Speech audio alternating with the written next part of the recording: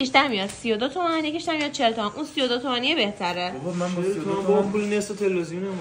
برای با 32 تومن من ماشین میخرم. میذاشی رو 120 اینچ رو گرفتی. بذار برای کار زن بگیر. 120 اینچ میگرفتی کجا میذاشتی؟ برای کار با 32 زن بگیر. دیگه الان هرچی سن پایین‌تر خرج کمتر دیگه. دو نفر یه دونه میز صندلی فلان. خوشگلا میگیرمش. میگیرم.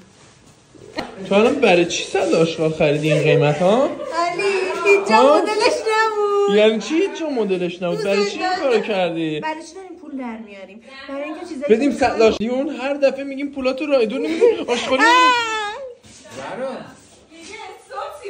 خفتش کردم این گوشه. تو غذا میریزیم میخوریم. چی میگی؟ 40 میلیون؟ سرشا چی باش به حال خودی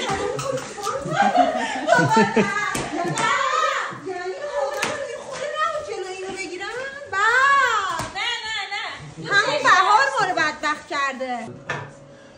احساسات تمام داری دستشویی رو تنظیم میکنی آره؟ نظر تو آدم دلش میاد اینجا بیاد بیرون. یه اومدم 40 دقیقه یه ساعت نشستم دستشویی